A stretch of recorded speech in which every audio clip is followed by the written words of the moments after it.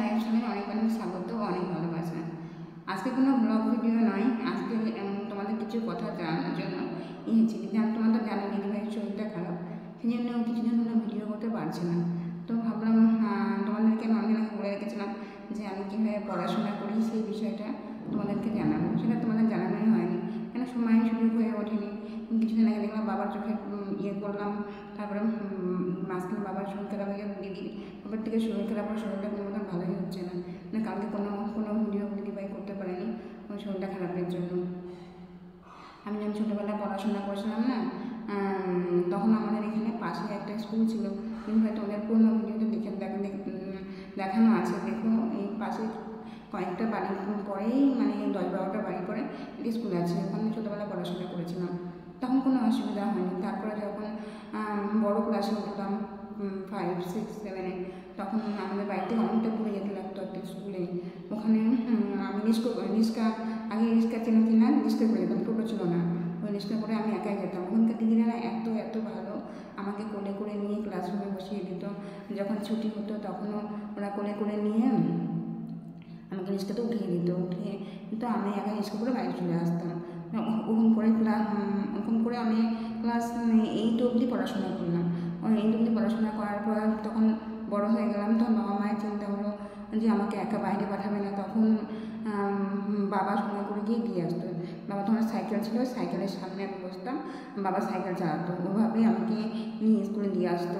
ওভাবে পড়তে পড়তে পড়তে তারপরে যখন আমার ওখান থেকে মাধ্যমিক পাস করলাম, মাধ্যমিক পাস করার পরে আমাদের এখানে আমার এইচএস যখন নিলাম, তখন আবার আমাদের এখানের থেকে কাছে স্কুলটা ছিল, কোনো অসুবিধা হতো না, ভালোই হতো। যখন কলেজে উঠলাম তখন এখান থেকে অনেকটা দূর, আমাদের ওখানে যেতে সময় লাগে তোমার আধা ঘন্টার মতো। এইভাবে পড়াশোনা করলাম, পড়াশোনা করে অনেক কষ্ট করে পড়াশোনা। তখন আমাদের কাছে একটা ফোন ছিল না যে ছুটি হয়ে গেলে বাড়ি থেকে ফোন করে জানাবো, একটা কোনো হুইল চেয়ার ছিল না যে সেটা সাহায্যে একটু সরে গিয়ে বসবো, মানুষের উপর নির্ভরশীল ছিলাম।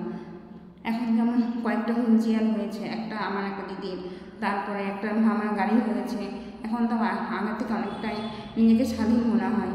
আর আগের তো খুব কষ্ট হতো যে মানে কেউ কিছু করলেই সেটা করতে পারতাম, আর কিছু কিছু যদি কেউ আমাদের সাহায্য না করতো আমি সে কাজটা করতে পারতাম না। নিজেকে বড় বড় মানে কষ্টের জীবন মনে হতো।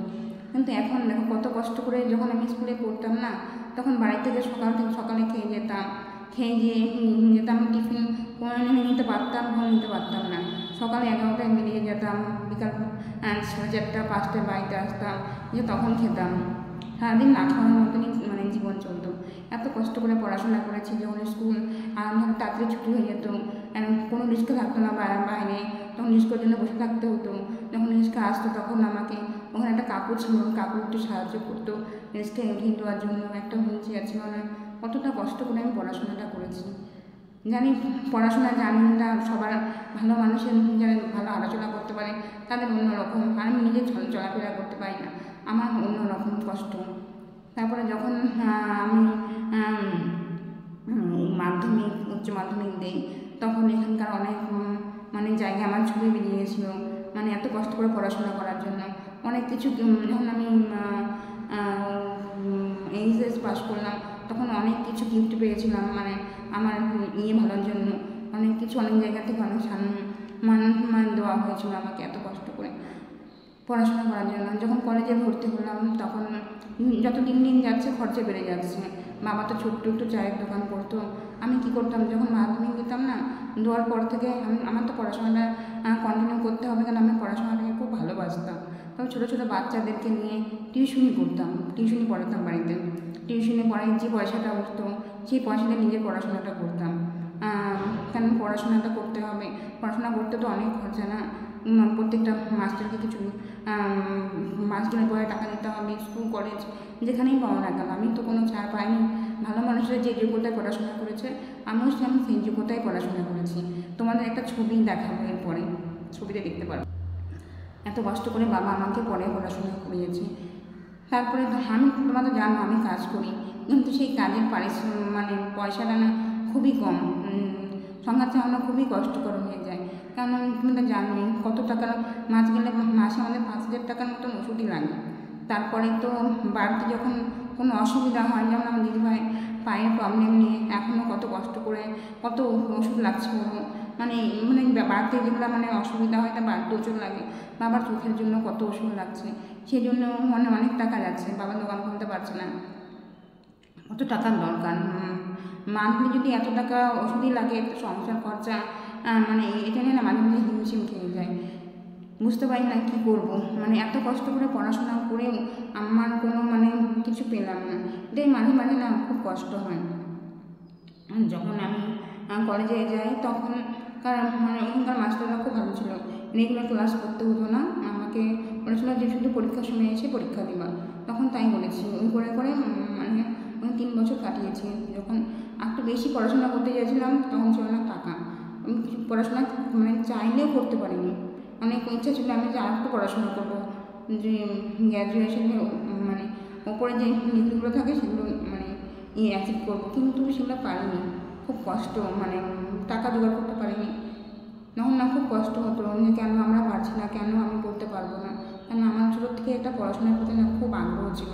বাবা মা যখন এরকম পর আমার জীবন এরকম হয়ে যায়, মানে প্রতিবন্ধী, বাবা মায়ের ইচ্ছে ছিল না যে আমাকে পড়াশোনা করাবে, কিন্তু আমার খুব ইচ্ছে ছিল যে আমি পড়বো।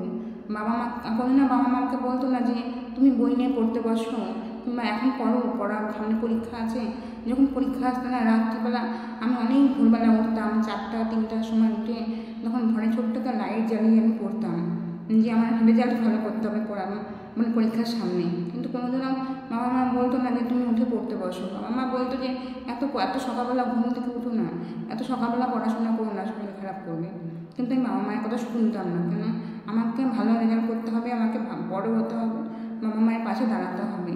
অনেক কষ্ট করে সেটা পড়াশোনা করেছি, হাজার কষ্ট হলেও যখন পড়াশোনা করছি হাজার কষ্ট হলেও বাড়িতে এসে বাবা মাকে বলতাম না যে আমার এতটা কষ্ট হচ্ছে, আমি নিজে সব মুখ বুঝে সহ্য করেছি, কিন্তু তার পরিবর্তে আমি কোনো মানে ভালো কিছু পেলাম না, এটা না মাঝে মাঝে খুব কষ্ট হয়।